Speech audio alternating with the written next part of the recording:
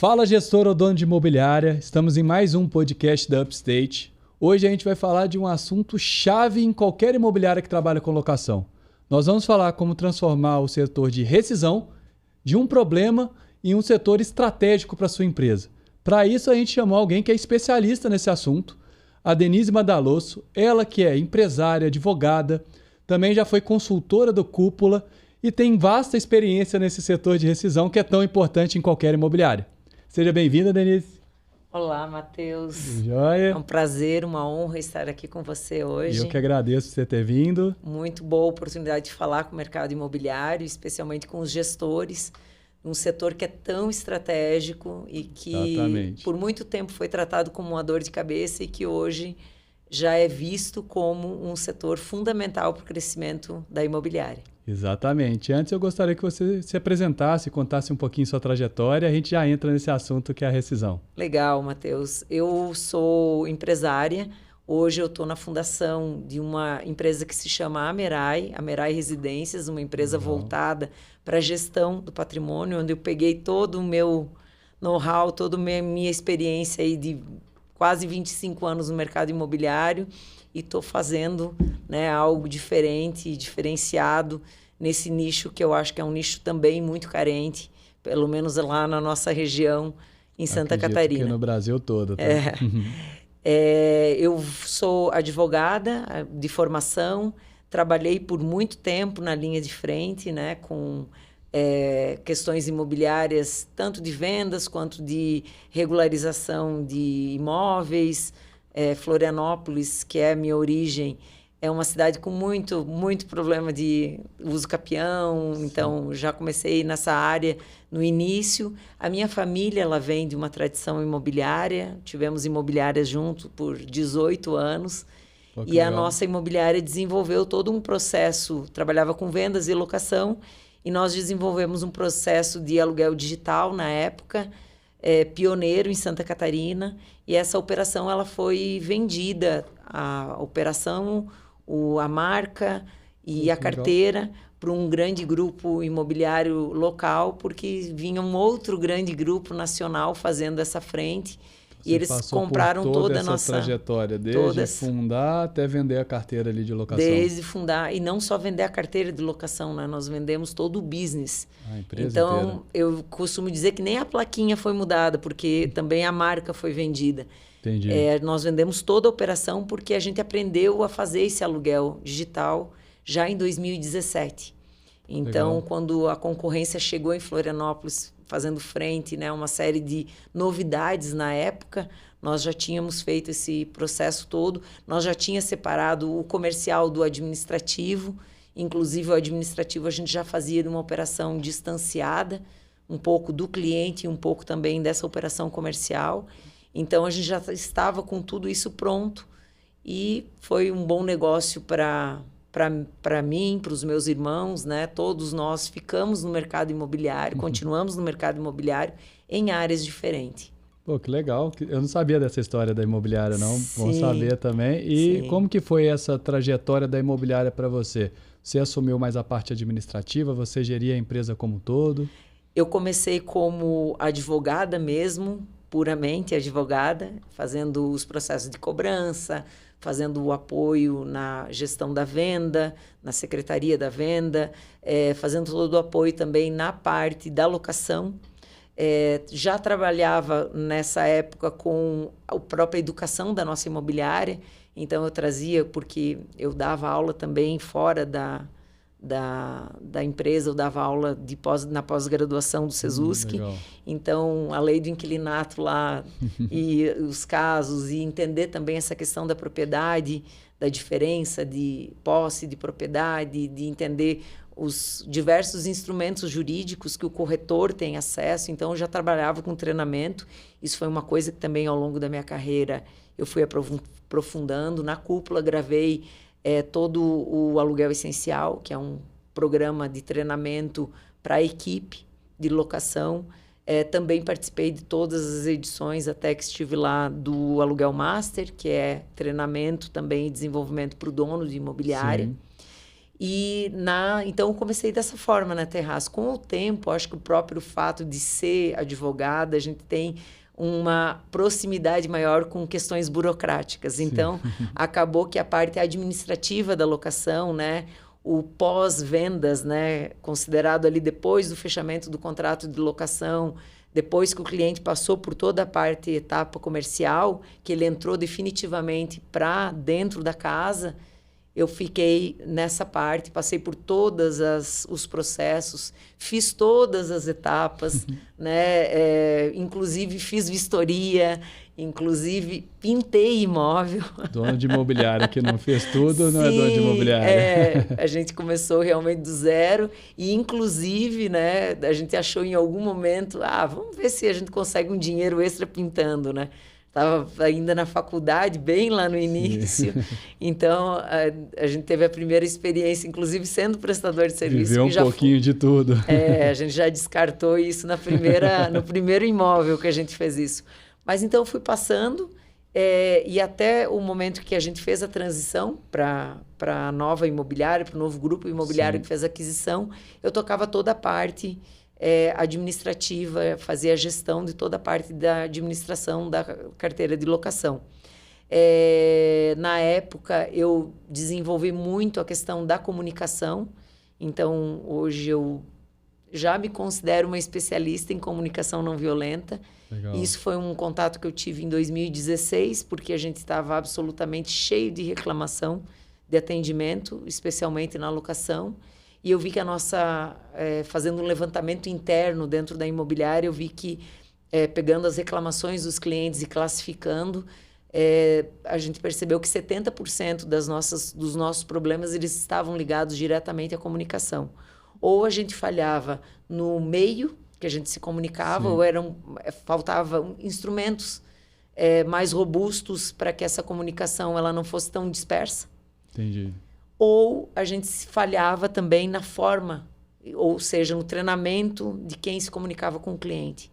Então, a gente contratou na época um sistema de help desk e implementou, e isso foi maravilhoso. Em 2017, eu já estava com o help desk rodando dentro da operação. Legal. Até hoje a gente tem imobiliária que não tem, né? Falando em 2017. Foi muito maravilhoso, porque do dia para a noite, a implementação foi rápida.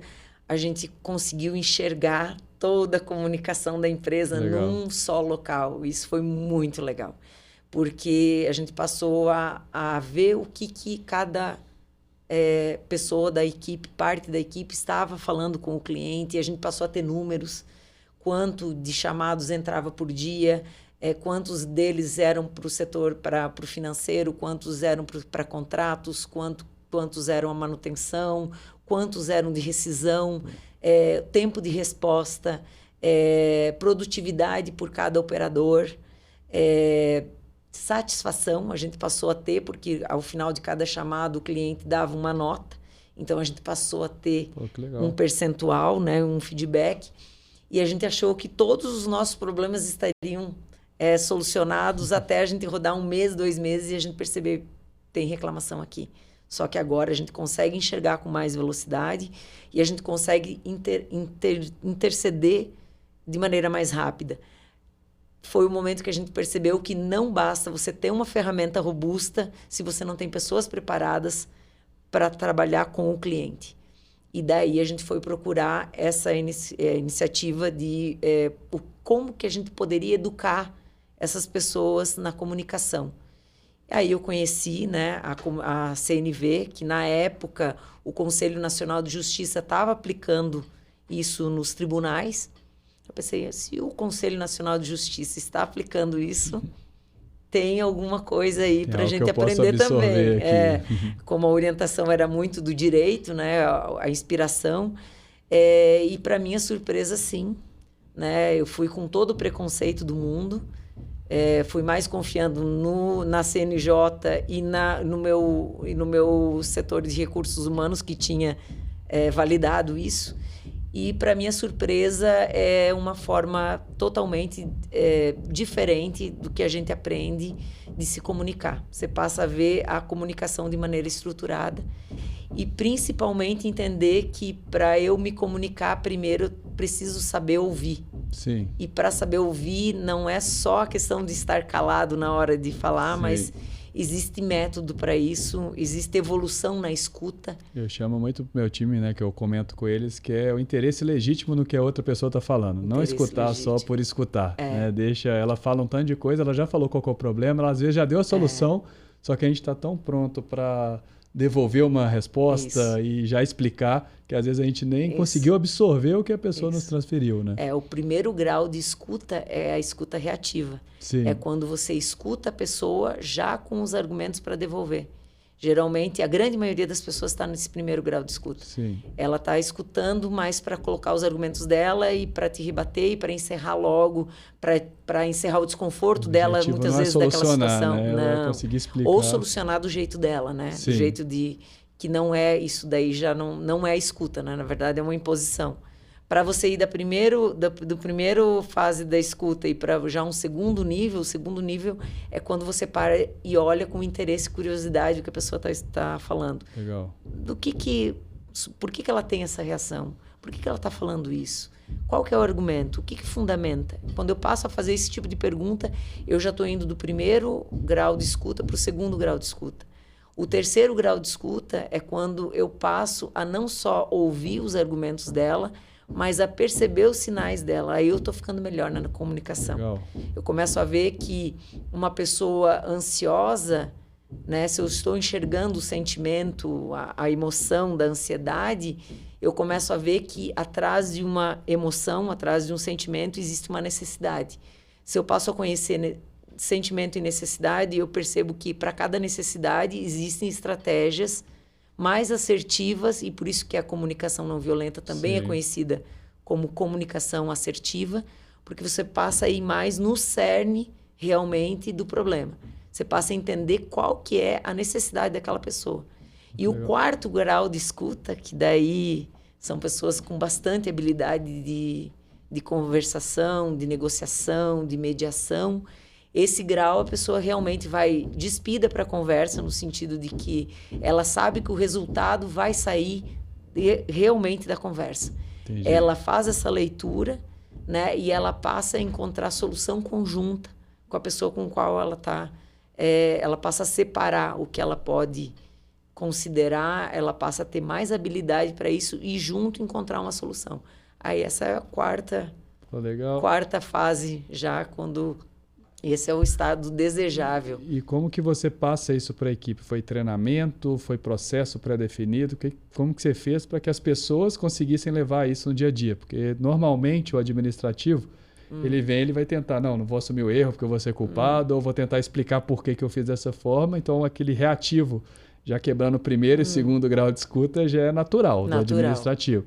Como que você fez, né, para conseguir fazer o time entender a importância de escutar e, no final, quem sabe, algum se tornar esse negociador mais nativo, mais ativo, que consegue fazer algumas tratativas mais complexas? O convencimento da equipe partiu primeiro dos nossos números, né? Que a gente tinha problema de reclamação e a leitura de algumas respostas, porque quando elas se dão de maneira coletiva, acho que fica um pouco mais, e você não está na emoção, você consegue enxergar o quanto ríspido muitas respostas, o quanto atravessado a gente conversa com o cliente e que a gente precisava fazer alguma coisa a respeito. Eu fui conhecer primeiro essa metodologia e passei essa metodologia para eles, né? Então, eu acho que o principal, Matheus, para que a gente sinta a mudança na equipe, especialmente numa matéria que é tão difícil quanto a comunicação, é a constância do treinamento. Então, nós vimos um dia que a minha equipe não gostava de trabalhar, que era aos sábados. Nós passamos a fazer a proposta de que, então, um sábado por mês nós vamos trabalhar e esse trabalho vai ser treinamento. Então, a gente passou nesse sábado ser destinado para isso. Então, tinha uma leitura, a gente estruturou um treinamento para o ano inteiro. E esse treinamento foi por 18 meses. Então, a gente começou com o fundamento, entendendo, porque a gente trabalha muito a questão de que o outro vir com xingamento para você, não é uma coisa sua. Isso é uma coisa dele. Ele está numa manifestação dele. E o quanto que te traz saúde mental quando você passa a separar, né? E é engraçado, você separa para se aproximar. Né? E pensar numa carteira de centenas ou milhares de imóveis, vai ter pessoas que estão num dia ruim, pessoas que são mais estressadas naturalmente. Mais estressadas. A gente não pode sair absorvendo isso para a gente. E isso causa muito problema dentro da equipe de sobrecarga e uma sobrecarga emocional. Não é só uma sobrecarga de trabalho, é uma sobrecarga muito emocional. Porque as pessoas não sabem lidar com essa situação. Então, você tem um cliente ali, um proprietário, né, que vem na desocupação, vem um inquilino, né, xingando. Isso aqui é um orçamento abusivo, isso aqui vocês querem me empurrar o prestador de serviço de vocês. Você passa a entender que todo inquilino vamos lá, a grande maioria vai ter uma conta extra no final da desocupação. Sim. É um mês totalmente atípico. Então, ele tem ali uma necessidade econômica, uma necessidade financeira naquele momento. Então, muitas vezes, o que está gritando é uma reação àquela necessidade financeira dele. Então, você passa a perceber que não é exatamente o que você fez, mas é a necessidade dele que está por trás. Sim. Então, a CNV, ela ensina muito a gente a trabalhar isso, a você entender o que é do outro, o que é seu, né? A enxergar isso, essas 4 etapas. Nós temos também 4 etapas da comunicação, ou 4 pilares importantes da comunicação, que é primeiro os fatos, você separar o que é opinião sua sobre o que está acontecendo e o que de fato está acontecendo. Uhum. Então, entender que a gente julga muito o tempo todo, né? Eu aprendi que os peixes nadam e as pessoas julgam. Sim. Então, julgar é absolutamente natural da nossa parte. E, inclusive, é um fator de sobrevivência e de crescimento da nossa espécie. Com certeza. Mas a gente precisa entender e enxergar aonde que é julgamento e aonde que é fato. Então, se eu estiver falando numa desocupação, se eu olhar para uma pintura, uma parede, eu posso dizer para essa parede que ela está em péssimo estado. Isso é um julgamento. Sim. Porque está baseado em que fatos? Porque tem furo, descascamento, risco, pingo, isso é fato. Então, quando você começa uma conversa, um diálogo pela conclusão, pelo julgamento, pela fase final, você bloqueia. A tendência é você bloquear a pessoa que está do outro lado. E se você bloqueia ela para o diálogo, dificilmente você vai ter acordos a partir dali. Então, se você começa por coisas que ela pode verificar junto contigo, você tem mais abertura para o diálogo. Então, a gente vai começando a entender esses mecanismos. E a gente vai começando a entender uma coisa que se fala muito e que pouco se aprende na prática, que é a empatia. Sim. O que é empatia na prática? E como que eu trago a empatia para o meu dia a dia? E empatia não é eu ser boazinha, eu só me colocar no lugar do outro de maneira alguma. Empatia é isso. Empatia é eu enxergar o cenário. Empatia é eu saber que aquela pessoa, muitas vezes, ela precisa dar uma esvaziada. Depois que ela deu aquela esvaziada, como que eu faço e qual que é a abordagem que eu utilizo para daí encaminhar ela para a conversa mais objetiva? Mas eu preciso passar por isso, porque desses 4 pilares que eu falei para você, o primeiro pilar é o contexto. O segundo pilar é eu entender sentimentos, que o sentimento é o grande sinalizador. Quando eu passo a tirar isso como um tabu, não falamos sobre sentimentos no local de trabalho, e passo a ver isso como uma humanidade que está presente em todo lugar, eu passo a enxergar que esse é um grande sinalizador dentro de uma conversa. Se eu percebo que um cliente está me perguntando demais, ele está ansioso, ele está com uma necessidade de informação aqui. Então, eu percebo primeiro, e ao invés de eu rotular, porque eu trabalhava numa imobiliária que eu rotulava demais. Esse proprietário é um chato. Esse aqui é um dinheirista. Esse aqui esse inquilino aqui é ansioso, o outro é problemático. A gente escuta isso. Sempre é culpa. Não só em imobiliário, mas onde você tem um back-office, você escuta. Você escuta isso. Sempre rotulando alguém. E se a gente fica nesse rótulo, a gente não avança. né? A gente chegar nessa conclusão depois da pessoa, tudo bem, mas isso pouco interessa e muito menos ainda resolve na prática do dia a dia. E muitas vezes a gente rotula, mas a gente não entra a fundo para entender a pessoa. E eu gosto de falar isso com o meu time, inclusive.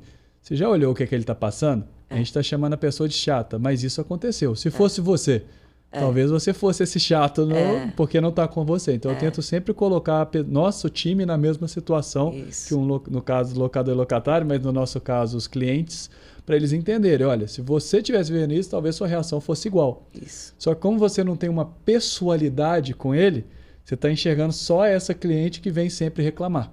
Só que até onde ele tem razão, até onde ele não tem razão, mas você tem que tentar entender a outra parte para conseguir resolver. Eu identifico isso na prática, na equipe também. Exatamente. Acho que é natural do ser humano, igual você falou, né? Muito natural. E quando você traz isso para a sua equipe, deles olharem e entender o outro, você está distanciando, tirando eles da situação e fazendo com que eles olhem de fora e entendam os mecanismos, entendam que existe uma parte de rotulação, existe uma parte de julgamento, existe uma parte nossa que fica tomando para si aquele discurso, aquela vibração. Então, a gente passa a entender esses mecanismos e quando a gente entende o mecanismo, a gente passa a administrar melhor. Sim. Então, você passa a entender que sentimento aponta para uma necessidade. Quando eu começo a linkar, esse sentimento está linkado àquelas necessidades ali. Aí eu passo para o terceiro pilar, que é eu entender necessidades. Porque para cada necessidade eu tenho estratégias diferentes. E quarto é o pedido, que muitas vezes a equipe sai fazendo determinada coisa, trabalha, e no final o cliente diz, mas não é nada disso que eu pedi. Não é nada disso que eu queria. Por quê? Porque, de novo, faltou entendimento. Sim. E faltou eu fazer uma conferência com ele. Olha, eu te ouvi, eu vi que isso aqui, se couber na conversa, te chateou, né? Eu sinto muito, às vezes cabe um pedido de desculpa. O meu papel aqui agora é a gente resolver, ele está entendendo o papel, é resolver tal coisa. Eu posso ir até onde? Eu estou dando clareza. Eu percebo aqui que você tem, eu vou falar sobre a necessidade, né? Eu entendi aqui da nossa conversa que você precisa disso, daquilo, daquele outro. Então, eu gostaria de saber se eu fazendo isso e aquilo te atenderia. Então, eu passei pelos 4 pontos. Eu falei do contexto, eu falei do sentimento dele, eu falei da necessidade e, por último, eu checo se aquilo que eu vou fazer atende ele ou não. Pode, no final, não atender, mas a gente tem um combinado do que vai ser feito. E isso também vem daquilo que você falou lá no começo, a escutativa, né? Muitas vezes a gente tentou interpretar o que ele falou de qualquer forma e fez errado. Eu vou pegar até um exemplo que eu já lhe dei, a gente tinha uma rede de franquias no passado. Então a gente chegou a ter 9 imobiliárias franqueadas, 3.000 imóveis administrados, e a gente lidava com locador e locatário, porque a gestão era centralizada no nosso back-office. E já aconteceu o seguinte, chegou o problema, explodiu. O locador já está nervoso, o time já está com aquele, é chato, todo mundo implicando.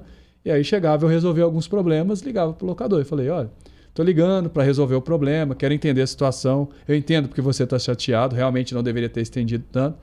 É porque foi negado, né, uma indenização de seguradora? É porque aconteceu do locatário não concordar com as manutenções? Ele falou, não é nada disso. A única coisa que eu estou pedindo eu estou há 30 dias tentando entender se eu vou ser indenizado ou não. Se não for indenizado, não tem problema nenhum, eu só queria essa resposta. E do outro lado, o nosso time correndo atrás, brigando com a seguradora, porque tinha negado. Eu falei, pessoal, ele só queria saber por que a seguradora negou para ver se era algo válido ou não. Eu expliquei para ele, ele falou, não, tá tudo certo. Era só isso que eu queria. Então o time moveu, foi muito mais danoso para todo mundo, muito mais difícil de fazer, porque lá no início não escutou. Pelo locador já está mais nervoso, todo mundo ficou desesperado para resolver. Rotulou ele de chato e no fim não resolveu problema nenhum. Ele só queria saber qual que era o motivo de uma negativa de indenização. Ou parcial, no caso, na época. E é extremamente frustrante. Isso acontecia com uma frequência assustadora. E eu acho que vem desses 4 itens que você comentou, né? É extremamente frustrante você trabalhar, achar que está solucionando e no final o cliente dizer, mas não era nada disso. Saiu insatisfeito ainda. Não é nada de sair insatisfeito, não era nada disso que eu queria. E às vezes o que ele quer é mais simples. Porque para ele tendo a notícia que não vai ter a reforma, ele ia fazer e ia alugar de novo. O imóvel ficou 30 dias parado porque ele ficou sem notícia nenhuma. Então ele ficou com um problema 2 vezes porque a gente tentou solucionar, porque não escutou ele no início também, né? Esse é um problema.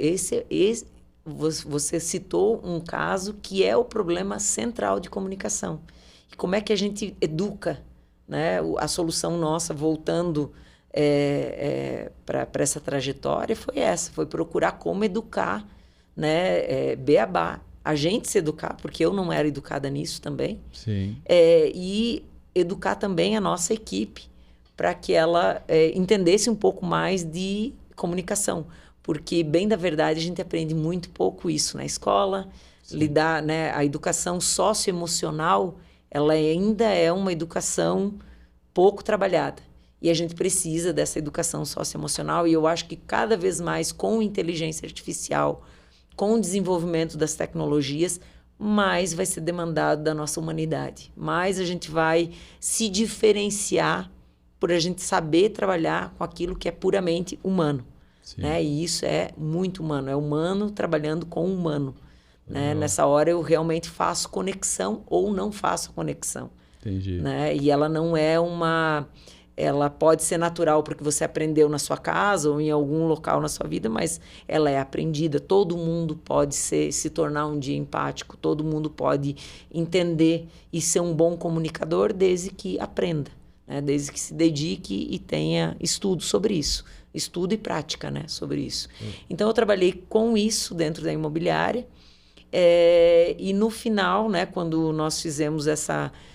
a Cúpula já era a agência que nos atendia. Foi muito natural. Eu fui para dentro da Cúpula, no setor, na frente de consultoria. Eu trabalhei muito com a consultoria interna, né, dos próprios consultores da Cúpula e com a consultoria, né, do mercado imobiliário. E, além disso, ou seja, toda a minha experiência dentro da imobiliária, né? Trabalhei muito com educação para o mercado imobiliário também, né? Sempre na parte administrativa. Sempre nessa parte, com o maior foco, porque a gente tem muita carência, né? Então, sim, aliando o conhecimento prático com o conhecimento teórico do direito, da comunicação, né? E levando isso, e foi uma grande oportunidade. Por 5 anos eu tive a oportunidade de não estar mais na operação e poder ajudar, né, os gestores sem estar naquele, né, no turbilhão do dia a dia, tendo que responder os meus clientes. Então, foi uma grande oportunidade de contribuir para o mercado imobiliário nesses 5 anos. Pô, legal. E aí, no assunto ali, rescisão, eu queria primeiro entender, né, como que foi para você estabelecer o setor de rescisão dentro da sua imobiliária. E eu queria fazer uma pergunta antes de começar, que é: qual que é o tamanho de imobiliária que mais sofre com o setor? A menor imobiliária que tem pouca mão de obra ou a maior imobiliária que já tem uma complexidade maior de trabalho? Todos sofrem. Todos sofrem, Matheus. De formas diferentes, todos sofrem. Talvez uma operação menor ainda consiga ter um controle maior, né? Mas é porque tem muito do pessoal sendo feito, né? Muito do gestor ainda está na operação, muito de a gente ter prestadores de serviços que são pessoas que são verdadeiros zeladores, né? Braços direito. Toda imobiliária que está começando acaba em pouco tempo tendo um braço direito. E esse braço direito resolve muitas situações. Consegue ir lá no apartamento fazer um ajuste num sifão, consegue resolver um problema elétrico simples, consegue resolver um problema de um vazamento simples, consegue fazer uma pintura, um retoque. Então, essa pessoa nos ajuda demais. Só que essa carteira vai crescer e essa pessoa não vai mais dar conta. Então, aí a gente começa uma série de relacionamento com outros prestadores de serviços, ampliando e até muitas vezes especializando esses serviços. E aí os nossos problemas, eles começam a se tornar, eles são diferentes. Uhum. E talvez maiores, né? Por um problema de entender como é que esse crescimento se dá, né? Entender também esses mecanismos. Então, para mim, todos sofrem. Eles sofrem de maneira diferente. E é muito interessante a tua pergunta, porque se você me pergunta assim, existe um processo igual para todas as imobiliárias, eu te respondo que não. eu conheci imobiliárias de carteiras de menos de 100 imóveis, de 200, 300 imóveis, 600 imóveis, 1.500, 5.000, 8.000, 12.000 imóveis. E o que eu entendi conhecendo carteiras assim tão diversificadas é que os princípios são os mesmos, as estratégias é que são distintas. Então, se tu entendeu os princípios, tu vai aplicar na tua imobiliária que tem até 100, 200, 300, mas as estratégias, com o tempo, elas precisam ser alteradas, porque a realidade é outra, Sim. a tua carteira é outra, mas o princípio, ele é o mesmo. Então, dentro do processo de desocupação, existem vários princípios, que se eu seguir, eu entender essa lógica, esse esqueleto, eu passo a pensar e olhar a minha realidade, o meu processo atual e como que eu posso interferir nesse processo atual. Como consultora, mentora, eu entendi que você não pode chegar com um processo pronto e dizer, olha, você é uma cartilha padrão e essa cartilha padrão vai se aplicar para todas as imobiliárias, porque não é assim que acontece. Primeiramente porque se eu estou num ponto A e eu quero ir para um ponto B, existe uma ponte que eu preciso construir. Né? Primeiro que o ponto A e o ponto B das imobiliárias ele vai ser diferente. O ponto de partida é um ponto diferente, ainda que todas queiram ir para o mesmo ponto, mas você precisa construir uma ponte. E essa ponte significa o que eu vou fazer com o processo atual que eu tenho. Não dá para simplesmente rasgar tudo e dizer, não, agora vai ser amanhã, semana que vem, eu vou aplicar totalmente. Não vai funcionar, porque existe um tempo de maturação, existe correção, um processo ele se comunica com vários outros dentro da imobiliária. Então, não dá para chegar com uma cartilha pronta, tem que ter uma estratégia. Você tem esse processo aqui, a partir dele, o que eu vou fazer, quais são os princípios, como é que eu vou aplicar isso aqui hoje e para onde que eu vou caminhar. Perfeito. Então, indo até para a essência que você falou, o que é essencial em qualquer tamanho de imobiliária no setor de rescisão? Entender que o tempo é fundamental dentro da desocupação. Entender que agilidade é uma palavra de ordem dentro do setor de desocupação. Isso é uma regra, é um princípio, independentemente do tamanho da operação. Sim. Se você entende que agilidade, que o tempo pode ser muito danoso dentro de um processo de desocupação, você passa a olhar, por exemplo, para o teu processo e ver quais são os gaps, aonde que esse processo meu fica parado, que eu posso ocupar e de que forma que eu posso ocupar esse tempo ocioso. Então, isso já é um princípio do processo de desocupação. Outro princípio é você entender que o processo de desocupação é um processo seu, não é um processo do cliente. E o que significa isso? Significa que toda iniciativa ela precisa ser sua. Que iniciativa, inclusive, vai fazer com que você tenha mais conexão com o cliente. Iniciativa vai fazer com que o cliente, inclusive, passe a confiar um pouco mais em você. Então, significa como é que eu vou aplicar isso? Eu recebo um aviso de desocupação, eu não vou ficar esperando o cliente fazer o agendamento da vistoria. Eu tenho que ter a iniciativa do agendamento da vistoria. Eu tenho que propor para ele concretamente a data. Fundamental isso. Seja através de um aplicativo, as tecnologias estão aí, que ele entra num calendário e agenda, mas eu preciso agir insistentemente nisso. Agir significa eu sugerir data, sugerir o período, eu tenho uma missão de fazer o agendamento dessa vistoria na primeira até a segunda semana dos 30 dias do aviso de desocupação. Essa é a meta. Qual que é a realidade do mercado brasileiro?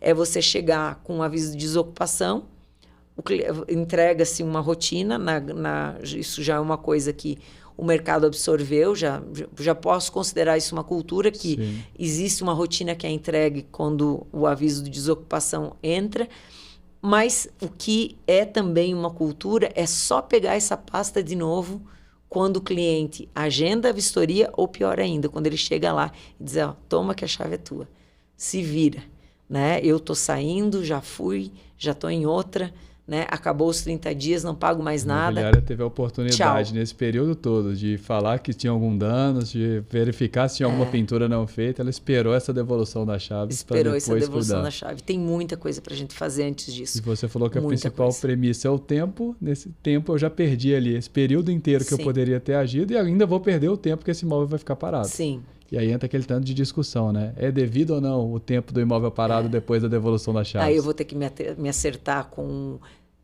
Aí eu vou entrar em jurisprudência que diz que, Exatamente. né, a entrega das chaves ela cessa, né, a responsabilidade no pagamento do aluguel do inquilino, do aluguel em encargos. Exato. Aí se tiver danos eu vou ter que provar que eu não pude alugar, e daí eu vou cobrar uma indenização sobre aquilo ali, sobre aquele Exato. tempo parado. É muito mais complexo. Então, se eu entendo, né, que, primeiro, quem são as pessoas? Outro princípio é eu conhecer proprietário e conhecer inquilino no início da locação. O que significa conhecer? Primeiro, genericamente, entender quais são as necessidades do inquilino, quais são as necessidades do proprietário.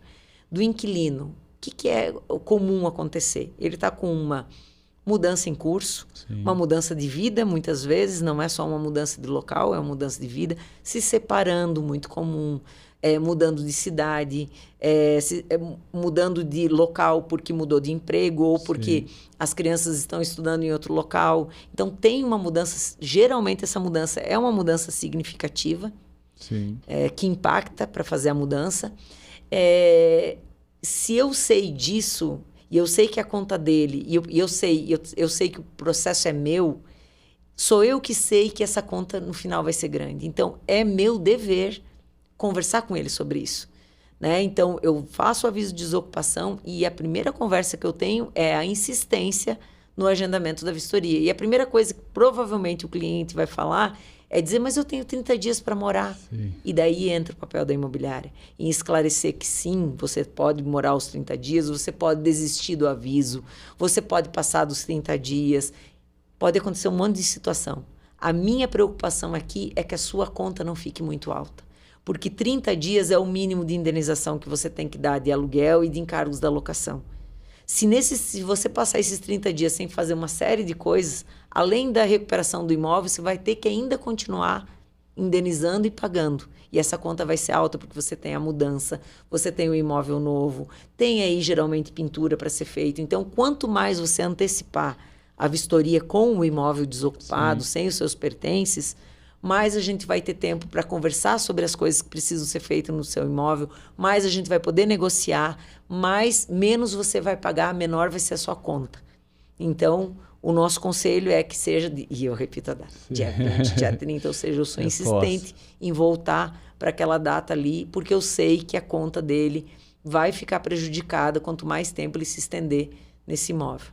Eu achei legal você perguntar também o motivo que o locatário está saindo do imóvel, né? Porque você consegue trazer essa pessoalidade no atendimento e até explicar esse benefício para ele fazer a vistoria antes, para ele resolver os problemas antes. E eu queria só trazer uma dica extra aqui, que eu escutei de uma imobiliária que eu achei legal. Tem uma imobiliária que quando o locatário dá o aviso de desocupação, ela fala para ele que se ele indicar alguém, né, ele consegue substituir esses 30 dias pela entrada dessa outra pessoa. Então, ela consegue matar 2 problemas numa situação só. Ela consegue deixar o locatário satisfeito, que ele pode desocupar antes. Primeiro, entendendo o motivo, né? Se for uma desocupação que faz sentido ele sair antes dos 30 dias. E segundo, ele não deixa o imóvel desocupado em nenhum momento. Então, ele consegue fazer essa transição, faz a vistoria final da mesma forma, garante que o imóvel está no estado, né, que deveria ter sido devolvido e já consegue recolocar esse imóvel. Inclusive, eu, Matheus, agora, eu estou mudando a sede da minha empresa e eu estou mudando de casa porque eu sempre moro na frente da empresa para ficar mais fácil meu deslocamento. Os 2 imóveis eu fiz isso com essa imobiliária. Eu consegui para minha sede antiga uma outra empresa que estava no mesmo andar para ela expandir a empresa dela e assumir minha sala. E no meu pessoal, eu estou passando ali para um amigo meu, né, até um brother aí de muitos anos. Eu estou passando imóvel e isso facilitou para mim, porque eu não ia conseguir respeitar os 30 dias em nenhum dos 2 situações. Então, é uma dica adicional que eu acho legal trazer. Normalmente não se fazem isso, mas é uma opção a se trazer para o locatário também. Você vê que essa dica eu chamo de estratégia, né? Essa imobiliária encontrou uma estratégia para atender aquele fundamento, né? Que é o quê? É o cliente, ele está apertado, nesse último mês, ele quer vantagens econômicas. Exato. E muitas vezes a vantagem econômica você não pode liberar ele de uma pintura, liberar ele de coisas que são fundamentais para a conservação do imóvel. Mas você pode pensar em estratégias que minimizem o impacto que vai ter essa desocupação. Exatamente. Então, é isso. Você entendeu o princípio, você entendeu a necessidade do cliente naquele momento. A partir disso, você criou uma estratégia muito inteligente, essa estratégia, para que isso se convertesse até numa indicação e até você entendeu a questão do tempo, então você tira a vacância entre uma locação e outra, você diminui isso, você resolve um problema do inquilino, mas resolve você o problema torna da pintura ele um também, aliado. porque nos meus 2 casos, a pessoa que vai entrar quer pintar diferente do que a pintura que está. Então vai evitar, no caso, de eu ter que pintar. Eu vou pintar, óbvio, entregar ele novo, mas se eu fosse pintar um quarto em que essa pessoa vai entrar e é outra pintura que ela quer, já está resolvido ali que não tem que fazer. Então resolve vários tipos de ela pode, inclusive, gastos assumir, adicionais. Assumir a vistoria que está a anterior. Exato. Então, existe uma série de coisas que dá para fazer e é alguém pensando, né? Tá pensando, atendendo a necessidade do inquilino, está atendendo a necessidade do proprietário de não ter vacância no aluguel e está atendendo a necessidade da imobiliária, que é captar um novo cliente, que é manter esse inquilino satisfeito, que é manter o proprietário dentro da casa. Evitar o risco do imóvel vagar e ter outra captação de outra imobiliária. É isso. Quando você passa a entender esses mecanismos, é isso que eu digo que são os princípios, né? Sim. Você passa a entender isso, você passa a olhar e a pensar como que eu posso, quais são as estratégias mais eficazes que eu posso aplicar aqui, né? Consistentes. Como é que eu vou fazer isso dentro de um processo para reverter esse setor? E daí, essa reversão, ela se dá primeiro que você não tem uma desgaste da marca, porque você não vai ter um inquilino detrator, não é alguém que vai estar falando mal da imobiliária ao sair num processo de desocupação, o que é muito comum. Exato. E você vai ter também, tem esse reforço ou manutenção da tua marca, e você tem uma estratégia aí de retenção do cliente mais valioso, que é o proprietário. Ele não teve nem a oportunidade de sair para o mercado e procurar uma outra imobiliária. Ele permaneceu dentro da sua casa. Então, imagina a satisfação ali dele também. Com isso, você pode dizer que essa imobiliária, utilizando essa estratégia, muito provavelmente utiliza outras estratégias para tornar isso uma realidade, ela está fazendo do setor dela de desocupação da dor de cabeça, ela está tornando uma estratégia de marca e ela está fazendo disso também uma estratégia de manutenção da carteira e crescimento da carteira dela. Com certeza. Com certeza, legal. E normalmente quando você mora numa região, você conhece pessoas que têm o interesse de morar na mesma região. Sim. Porque você frequentava casas de pessoas, você sabe exatamente quem quer morar naquele ambiente, né? O inquilino conhece o imóvel como ninguém, o inquilino tem a vizinhança. Se é um imóvel comercial, conhece, geralmente fez relacionamento com o porteiro, com o zelador, com o síndico, com os vizinhos. Já foi procurado para vender o ponto, dependendo da localização. Então, eu acho que foi uma estratégia que eu nunca tinha visto, mas eu achei interessante. Muito interessante mesmo. Então, continuando nesse processo rescisório, você falou que o primeiro passo é focar no tempo, por isso que você acha muito importante você já deixar agendada aquela primeira vistoria. Essa primeira vistoria, você fala que ela é antes da desocupação mesmo, né? Uma vistoria para validação ou é aquela já com a data de devolução da posse? Essa que eu citei é realmente a vistoria, agendar a vistoria, que é a vistoria final. Já deixar uma data ali de devolução. Para uma data de devolução, porque você já tira a perspectiva que é daqui 30 dias.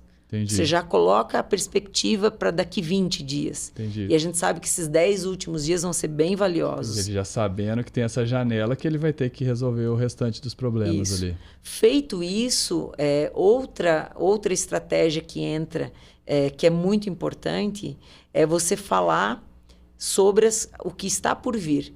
E essa conversa do falar sobre o que está por vir, né, é você já disponibilizar a vistoria inicial, porque por mais que isso tenha tido contato no início, às vezes é muito comum o cliente nem ter mais essa vistoria em mãos e às vezes até a imobiliária não ter isso em mãos. Mas, enfim, fornecer essa vistoria inicial e falar com ele sobre, olha, aqui essa aqui é a vistoria, você tem que fazer essa checagem. Tem imobiliárias, né? Eu conheci também imobiliária que vai no imóvel e faz uma vistoria prévia, com muito cuidado, Sim. porque essa vistoria ela pode estar mascarada se você tiver um tapete em cima de um piso e ainda a mudança não foi feita, você não sabe o que tem por baixo. E a própria desse mudança tapete. pode danificar o imóvel. Exatamente, o que está atrás de um armário, enfim. Sim. Mas você pode dar uma prévia, uma previsão muito bem comunicado que aquilo ali não é a vistoria final, né? Que aquilo ali precisa ainda da desocupação, Sim. mas já pode ser feita uma avaliação. E olha que interessante, a imobiliária que fez isso, que eu conheci isso pela primeira vez, foi uma imobiliária que conseguiu converter muitos avisos de desocupação. Por quê? Porque ela mandava uma equipe, que é a equipe dela de manutenção, para fazer essa prévia, e quando o cliente descobria o tamanho da conta, as coisas que ele ia ter que fazer no imóvel, ele também fazia o cálculo que aquela mudança dele muitas vezes não valia a pena. Sim. Então, conseguiu converter um número significativo, e aí eu estou Legal. falando aí de mais de 50% dos avisos, por conta do cliente saber que aquela conta dele no final não iria ser vantajosa. E também a imobiliária investiu numa comunicação no seguinte sentido. Quando a gente conversou com essa imobiliária que eu estou citando o exemplo, conversamos com eles sobre o cliente não sabe o tamanho da conta final, eles tiveram a ideia de trazer com uma equipe, com um processo organizado, de levar uma pessoa que é a pessoa que faz a avaliação deles no final, né, depois de todas as manutenções, a vistoria está feita, eles sempre mandavam alguém para dar uma conferência, um olhar pela imobiliária. Essa pessoa passou aí antes. Entendi. Passou, né, uma equipe, essa pessoa passou aí no momento antes da vistoria final. E essa pessoa preparada na conversa de dizer o tamanho da conta final, dizer que, olha, esse teu imóvel você está entregando agora, você paga 3 mil de aluguel. Esse mesmo imóvel aqui, ele vai ser alugado agora por 4 mil reais, por 4.500. Então, a pessoa começou a perceber, opa, ele tem a chance não de é mais evitar tanta vantagem o cancelamento. assim eu sair do imóvel. E eu acho que casa com você saber o motivo que ele está mudando. Se ele só estiver saindo por motivo de economia de aluguel ou porque ele quer um imóvel no mesmo preço, mas em uma região diferente, você consegue proteger. Se você souber que ele mudou de emprego, é algo que você vai saber que também não faz sentido você colocar essas questões, né? Agora, entrando nesse ponto final aqui do nosso bate-papo, eu queria falar sobre a parte. Quais são os principais processos e principais pontos de atenção que a imobiliária tem que ter no processo rescisório? Você já comentou alguns, mas quais são todos esses principais pontos que ela tem que se atentar? Acho que vou falar da jornada do processo de desocupação. Começa ali pelo aviso de desocupação, e dentro desse aviso de desocupação é eu responder rapidamente o aviso de desocupação, entendendo o motivo. Porque o motivo ele vai ser realmente uma grande possibilidade de conexão com esse cliente. Em vários outros pontos eu vou poder utilizar o motivo para entender e fazer essa conexão com o cliente e também entender o que está acontecendo com a minha carteira. Então, o motivo é super importante e é importante que o cliente, no início do processo de desocupação, entenda quais são os pontos que ele vai passar, o que ele precisa entregar em cada etapa e depois eu vou situando ele dentro dessas etapas. Feito isso, imediatamente saber, conectei com o motivo, eu fazer o agendamento da vistoria final. Essa é a primeira grande missão que eu considero dessa primeira etapa. Feito isso, estando agendado ou já na perspectiva de agendar, eu fazer os esclarecimentos para ele sobre o que vem lá no final, falar com ele realmente sobre manutenções. Antecipar para ele, olha, o preço do metro quadrado de pintura na tua região está tanto, quanto o teu imóvel é tanto. Então, acho que entender isso. Falando ainda da jornada do cliente, quando ele vai para dentro do imóvel, a vistoria é super importante, né? Então, eu preciso primeiro informar o vistoriador, não só da vistoria inicial, mas de todas as manutenções e pontos importantes que ocorreram, chamados importantes relacionados especialmente a manutenção que ocorreram durante a locação, e daí eu ter um sistema que reúna isso e que eu possa disponibilizar de uma maneira já lida, né, pontuada para o vistoriador, vai ser importante.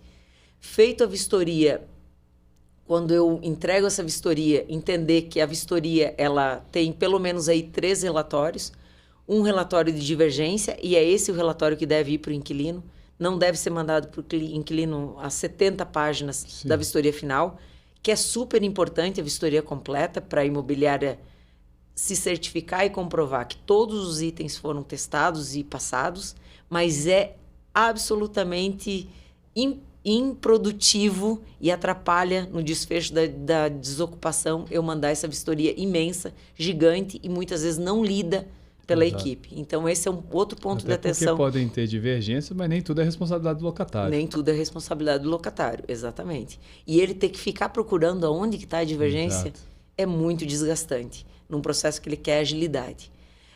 Feito isso, providenciar o orçamento daquilo que realmente ele vai ter que recuperar, mesmo que ele não peça por isso. Quando você entrega o orçamento, você entrega um parâmetro para ele, e ele pode entender que a ideia dele era muito mais cara. Sim. E que ele pode fazer as contas também, que um pouquinho a mais vale a pena ele deixar com a equipe da imobiliária e já partir, né, para o novo imóvel dele. Então, esse é um ponto importante. E depois você ter facilitadores de pagamento no final da desocupação, né? Essa conta ela tem que aparecer rápido para o inquilino e ela também tem que ser facilitada, né? E a gente tem aí soluções no mercado imobiliário que parcelam, que pagam no cartão de crédito, enfim, uma série de facilidades para que ele pague essa conta de uma maneira que fique mais conveniente para ele. Então, isso se eu estiver olhando da jornada do cliente. Se eu estiver olhando para os processos da imobiliária, é importante falar que no início da desocupação a gente tem 3 processos, e esses 3 processos eles são bem importantes para o desfecho, não só para o desfecho da desocupação, mas para que eu torne esse setor estratégico. Eu entender que tem disparado aí um processo de cobrança, então eu preciso entender se esse cliente, se ele é um cliente inadimplente, adimplente, isso vai dizer do tamanho da velocidade que eu vou tocar esse processo e como que eu vou trabalhar esse cliente. Até o perfil, ele pode estar adimplente, mas com histórico de inadimplência. Ou ele pode ser um cliente que nunca teve problema de pagamento. São perfis diferentes. São perfis totalmente diferentes. E eu preciso já entender qual que é a garantia. Sim. Porque eu também entendendo a garantia, eu vou entender quais são os acionamentos que eu preciso fazer e em que momento que eu vou fazer. Então, existe um processo financeiro, né, de cobrança, que é importante. E existe um outro processo também, além do processo de desocupação, existe um processo comercial, que ele precisa ser ativado no dia do aviso. E como é que ele começa? Ele começa com o primeiro relacionamento que eu vou fazer com esse proprietário quando eu mandar o comunicado para ele, né? E esse processo ele tem que estar estruturado. Qual a conversa que eu vou ter com esse proprietário? Eu vou manter nutrindo ele de informação, eu já vou falar para ele, eu já vou colar o comercial nele, eu já vou dizer para ele que, olha, a gente já começa aqui com uma lista informal, a gente já começa a captar, o teu imóvel vale tanto. Eu vou nutrindo esse proprietário de conteúdo comercial para que ele permaneça. Porque um grande erro é você achar que esse cliente é um cliente que já está ganho, que ele vai permanecer na tua carteira. E é aí que a gente perde o nosso cliente. Achando que esse cliente já é nosso. E ele não é. Ele está num momento de extremamente frágil de relacionamento conosco. Ele pode ser perdido e ele vai ser perdido se a gente não nutrir ele. Então, eu preciso trabalhar com ele antes de que ele vá para a concorrência. É muito importante. Não, acho que os pontos que você tocou são fundamentais. Pegar até o ponto que você falou de já antecipar para eles os problemas. A gente tem uma expressão que a gente sempre usou quando era franquia, agora como empresa de gestão, que é ser maquiavélico. O mal faça de uma vez só. Então, às vezes a pessoa fica com medo de falar, não, talvez sua manutenção você tem que fazer isso, aquilo, vai custar tanto. É melhor você já deixar ele preparado do que deixar naquele último minuto, que é quando você fez a vistoria final, e avisar para ele, olha, aqui é uma pintura mais cara, aqui é um nível maior na minha região, igual Florianópolis que vocês estão. Então, acho que esse antever e já avisar para o locatário já consegue antecipar também qualquer tipo de objeção que ele vai ter em relação à manutenção. E é melhor você falar antes do que deixar lá para o final, quando já virou um problema. Acho que esse é um ponto-chave que você trouxe também. E se você entende que o inquilino tem essa dor financeira, ele muitas vezes quer fazer economia com pintura. Sim. Então, você precisa antecipar, inclusive, esse assunto. Dizer, olha, a nossa preocupação aqui é que você não faça uma pintura com, de repente, o teu zelador, o teu porteiro, né, com alguém que não tem experiência em pintura. Você vai gastar um dinheiro, esse orçamento provavelmente vai ser mais barato, mas depois ele corre o risco de não ser aprovado porque tem baixa cobertura, porque ficou com marcas, porque não foi usada a tinta adequada. Daí, ao invés de você ter uma economia, você tem um gasto dobrado. Então, eu tenho aqui comigo equipes que não é o orçamento mais barato, de repente, que você vai achar na cidade, mas também não é o mais caro, porque a gente faz uma regulação de mercado. Você vai ter aqui um preço que é um preço justo para uma pintura profissional, uma pintura que vai entregar sem problema.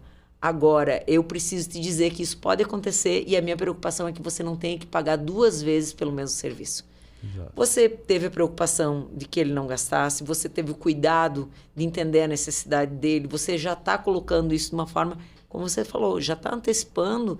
Exato. A conversa que provavelmente vai acontecer. Ela vai existir. É melhor você fazer antes do que deixar para depois. Exatamente. Eu acho isso um ponto importante. E o outro ponto que você comentou, a parte comercial. É o momento de você recaptar o imóvel. Então, é aquele momento que é a melhor captação que tem, porque é um imóvel em desocupação, esse imóvel vai ficar disponível para o mercado.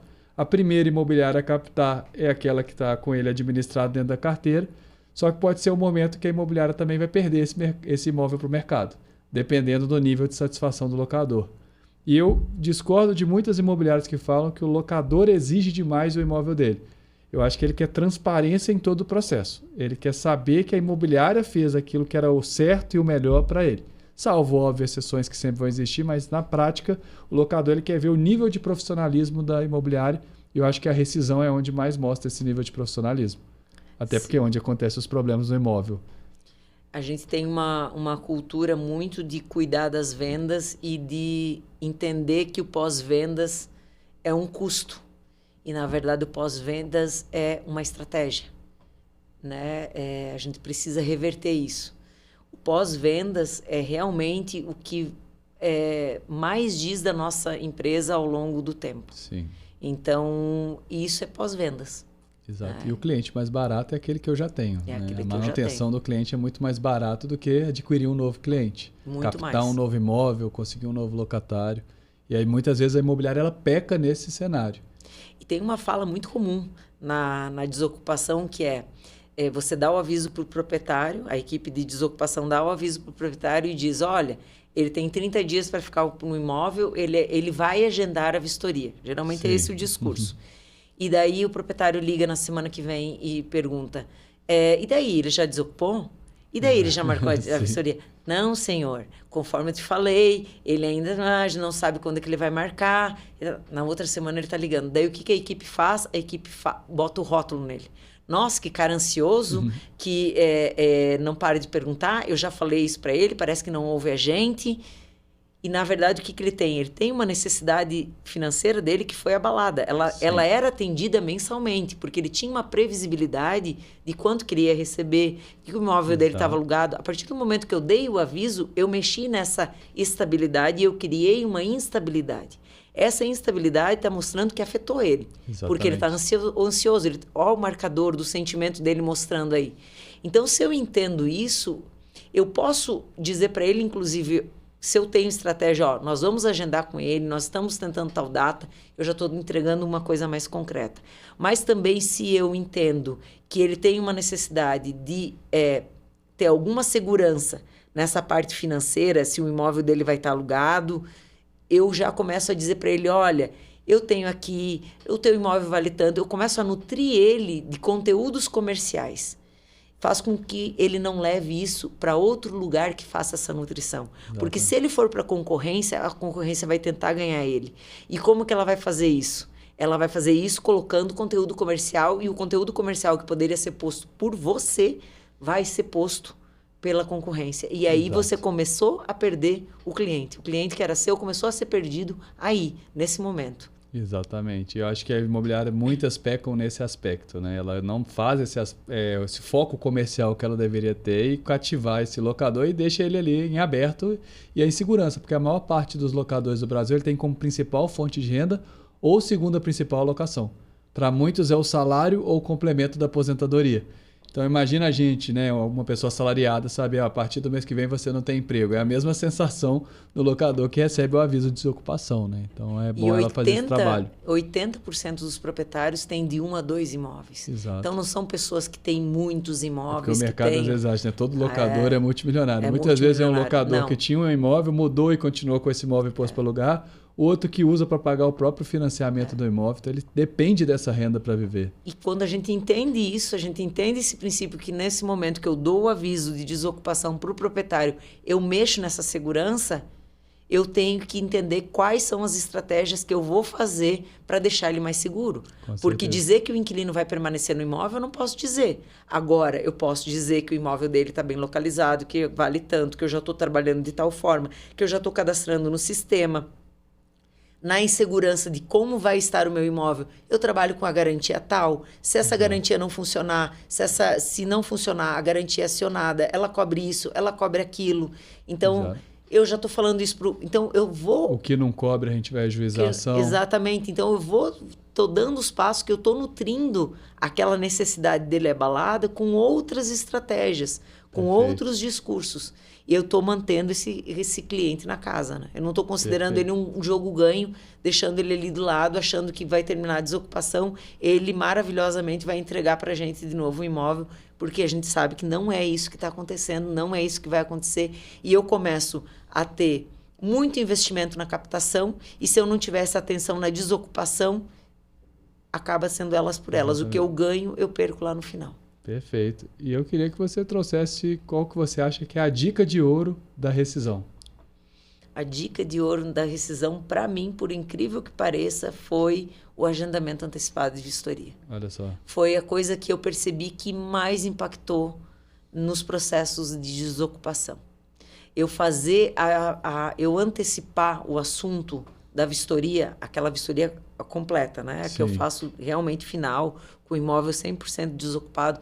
Quando eu ganho esses 10, 15 dias no final da desocupação, isso passa a ter um impacto bem diferente para o setor de desocupação. São dias valiosos, né? Não é uma estratégia que deve ser isolada, mas para mim ela é uma estratégia bem impactante e pelo que eu pude perceber, quem começou a fazer isso já começou a colher resultados imediatos, porque é uma coisa que realmente você pode fazer amanhã, já dentro da sua operação. Não, e você resolve o maior índice de reclamação que tem, que é aquela discussão que a gente já falou dos dias do imóvel parado, porque ele está com um aviso, então ele tem que cumprir os 30 dias de toda forma.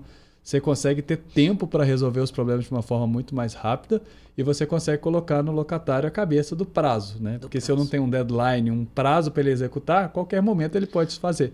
E às vezes o locatário acha, né? Eu fiz o aviso de 30 dias, a partir de agora eu posso desocupar em 60, 90, eu já avisei mesmo, já cumpri essa responsabilidade. Você entrega um senso de urgência para ele. Exato. Né? Você muda a perspectiva dele do dia 30 para o dia 20. Isso é ótimo. Então, e a imobiliária também, se ela atualmente está se movimentando só depois da desocupação, faz com que ela também se movimente antes. Então, essa eu diria assim, que é uma estratégia que você pode aplicar amanhã.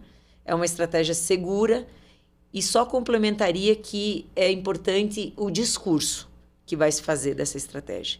Porque vem muitas vezes essa resposta, né? Eu posso ficar até 30 dias. Exato. E daí o que a imobiliária precisa demonstrar para o cliente é que ela tem uma genuína preocupação com esse cliente. Que ela entende como que vai ser esse momento da desocupação e que o fato dela antecipar a vistoria é um fato de preservar esse cliente. É uma preocupação de que ele não tenha muitos danos, que ele não tenha uma conta muito aumentada, que ele não fique com uma conta muito inchada no final da desocupação. Então, demonstrar que ele está realmente junto, já conecta com aquele motivo da desocupação. Então, demonstra que você tem um genuíno interesse de que ele não pague nem um dia a mais do que os 30 dias que ele já tem que indenizar.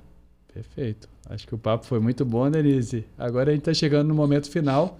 A gente sempre pede para mandar uma mensagem direta ali para o dono, gestor de imobiliário, algo que você acha muito importante, que seja relacionado também ao tema. Se você conseguir mandar ali naquela câmera. Eu aconselho muito fortemente que você, gestor, invista no setor de rescisão, veja ele como um setor estratégico. Em fevereiro desse ano, nós tivemos uma notícia, né, que a imobiliária, uma das maiores do Brasil, está investindo 12 milhões só no setor de desocupação, porque entendeu que é um setor estratégico. Então, é um setor que muitas vezes o dono não quer investir, Exato. Mas se investir, já vai colher frutos tão logo comece a colocar algumas estratégias aí em prática. Então, o meu conselho é: olhe esse setor como um setor estratégico, como um setor que vai fortalecer a tua marca, que vai fazer com que você faça, de fato, a retenção do cliente locador, que é um cliente caríssimo para a nossa imobiliária. Perfeito. Muito obrigado pela participação. Obrigada. Acho que dava para estender por algumas horas nossa conversa aqui. Dava. E eu acho que, pessoal, a gente teve uma aula aqui sobre a parte de rescisão. Espero que vocês consigam ter absorvido algumas informações que dê para aplicar de forma prática na imobiliária de vocês. Obviamente, depois eu vou chamar a Denise para novos conteúdos para a gente conseguir estender esse assunto que a gente começou, porque eu acho fundamental a parte rescisória. E para concluir, gente, agradecer você que assistiu até o final e de fazer um convite.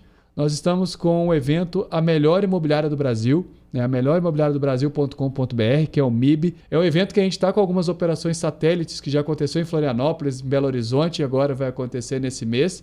E que também vamos ter um grande evento no final do ano em São Paulo, em dezembro. Fica o convite para a sua imobiliária cadastrar. Lembrando que a gente vai premiar não somente a melhor, mas as melhores em cada categoria. Até 300 locações, até 1.000 locações, imobiliárias com mais de 1.000 imóveis administrados. Então, se você é uma imobiliária que inova, seja em processo, tecnologia e faz algo diferente na sua região, não deixe de se inscrever, tanto para você concorrer, quanto para você participar de um dos nossos eventos. Fica o convite e muito obrigado, Denise. Obrigada pelo convite.